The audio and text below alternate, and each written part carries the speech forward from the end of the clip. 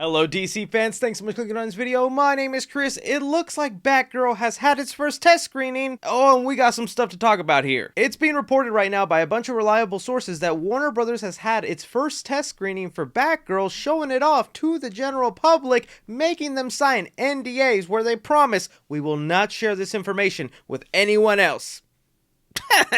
If you can't keep Ezra Miller in line, how are you going to keep these random folks in line? So I will be breaking down those details, but I am going to say I'm not going to give away any major spoilers about the movie. Batgirl is a movie I'm actually looking forward to. I want to see this film. I think it has a lot of unique, cool elements in there. I think Leslie Grace in the Batgirl outfit is looking awesome. Brendan Fraser in there as the bad guy Firefly, and also Michael Keaton's Batman. Like, I'm genuinely hyped for this movie, and I don't want it all ruined for me. Instead, we're just going to be talking about some details that we didn't know before, along with how people were reacting to the movie, because it might not be the winner we were hoping for. So as we're going through these details, I'm gonna need your guys' opinions down below. What new detail about Batgirl gets you kind of hyped up? Do you think it's reasonable to understand why some general audiences were kind of confused or mixed on this movie? As well as a big question, a topic right now, do they need to release Batgirl before or after The Flash? Because Warner Bros. Doesn't even know yet. Alright, so just to get everyone up to speed, because it has been a while since we've talked about Batgirl here, this is supposed to be the product and the aftermath of the upcoming Flash movie. Originally, before a whole lot of drama and mess was going on with the Flash, we were going to get that film first that was set to kind of reset the DC universe and create a whole new timeline that branched off into the Batgirl movie that was going to go to HBO Max, but is now looking to be a theatrical release. But thanks to Discovery buying out Warner Brothers, they believe all their superhero movies over $70 million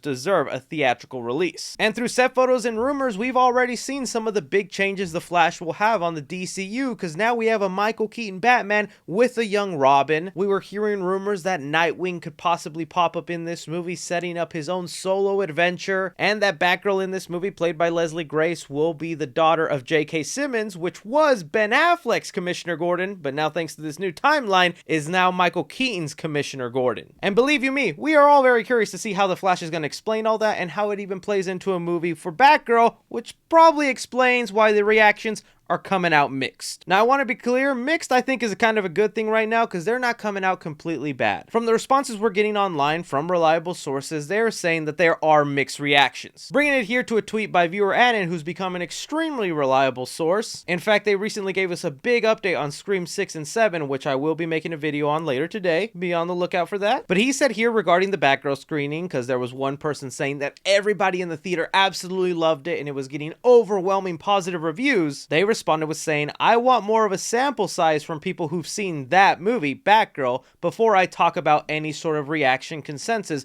But I will say, I heard lots of audience members were confused when Mr. Keaton, that's Michael Keaton's Batman, appeared. You need to consider most people who see test screenings aren't fans. They might know a Flash movie is coming, but have no idea what's it about. So it's one of those funny test screening quirks, basically showing an audience a TV show out of order. And that right there is why some of the mixed reactions for Batgirl doesn't scare me all that much, and I'm still hyped for this movie. Because what he's saying there is absolutely true. I'm someone who's gone to test screenings, not early press screenings, test screenings. This is where I show up and we watch a movie that's not even finished, doesn't have the VFX done, there's other music thrown in there, there's green screens in the background and whatnot, but it's just to get a general idea of the story and movie and give advice on what they should change. And when I go to these test screenings, it's just regular family members. I mean, it's a mom and dad and their little kid, people who have their own lives, are busy, and aren't always on the internet like us reading every detail about upcoming superhero movies, so I can only imagine the major confusion some people had seeing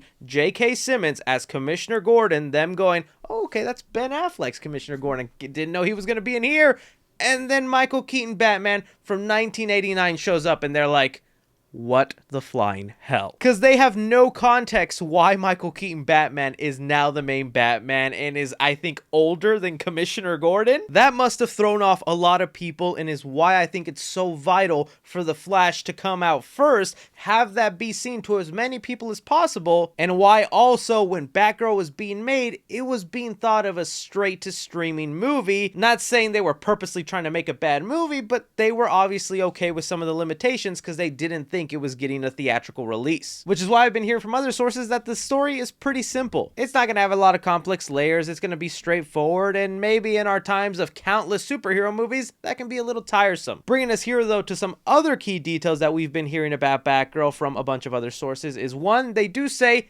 even though audiences were confused by Michael Keaton's Batman, he is a badass. I know Keaton gets a lot of hate because he's technically replacing Ben Affleck right now, which I can understand, but as someone who grew up watching Keaton, I can't wait to see the boy kick some butt again, so it's good to know he's a badass in this movie. They also mentioned that him and Batgirl have a no-kill rule. This is kind of a big major deal because if you remember watching those Michael Keaton Batman movies, dude's a straight-up murderer.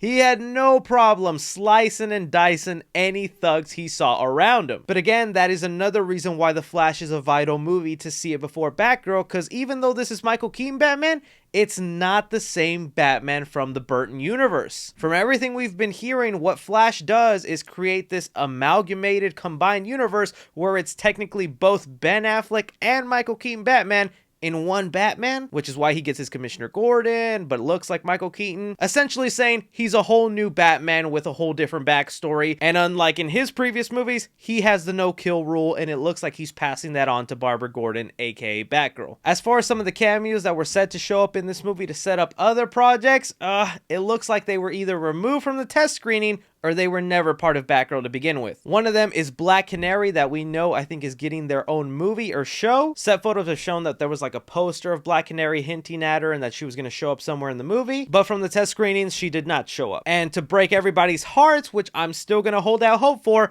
Nightwing was not shown in Batgirl, but I'm going to say that's because they're saving him for the actual theatrical release. I gotta believe the boy is showing up. No way do you have that mural of Batman and Robin shown off in set photos and they're not going to talk about Robin or where Dick Grayson is or even just a hint of him somewhere. They knew even people signing these NDAs would talk about the test screening and they would give away who the new Robin is, which is kind of a big deal right now. Everybody wants to know who's the new Robin. Is it going to be Dylan O'Brien or a different actor? And if you remember with the Batman test screenings, Warner Brothers was testing two versions of the Batman, one that had the Joker in it and one that didn't. So I think that's what's happening here is right now they're just saving Nightwing and they're going to include him in the theatrical release. At least that's what I'm hoping for. Another detail here that was given is Michelle Pfeiffer is the Catwoman of this universe. So it looks like Michael Keaton's Batman and Michelle Pfeiffer are still at it again. Whether they're married together, like in some of the comics, or they're still enemies and fighting one another, that's going to be interesting. It's even said that the cowl that Leslie Grace wears to make her Batgirl outfit is actually a Catwoman cowl. So that's kind of cool that Batgirl makes her suit from both Batman and Catwoman material. Another thing that I am hearing is Brendan Fraser absolutely knocks it out of the park as Firefly. He's a great villain in there. No one is saying things like the best DCU villain of all time, but still Brendan Fraser brings his A game, and I've loved all the behind the scene looks we've been seeing of Firefly. But still hearing all these details about the Batgirl test screening, it's clear you need to release this movie after The Flash. Because of right now, I think it's still set for a December release date and The Flash doesn't come out till next year. I really think Warner Brothers was wanting to test out if it was viable or possible to release Batgirl even with some of the confusion and hope audiences like it enough that they can just release it out there without The Flash first. Because I think right now Warner Brothers is still scrambling every day going,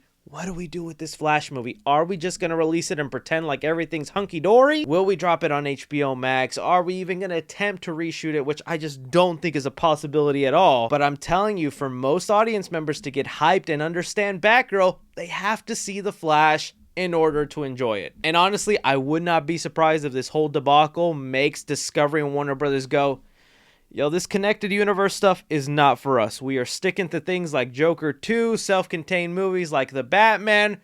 Screw all this contained stuff because it's only hurting us in the butt more. I throw it off to you guys though. You hear about all these details concerning Batgirl. Do they hype you up? Do you understand some of the mixed reactions from fans who had no idea why Michael Keaton was back, why he was thrown in there, but had to just deal with it and watch a movie that way? As well as if you think Nightwing will still be part of the movie. Happy to hear it all from you guys. Don't be forgetting to hit that like button, subscribe if you haven't already, follow me on Twitter at 3CFilms or on TikTok at 3CFilms. But as always, I'm Chris. Take care.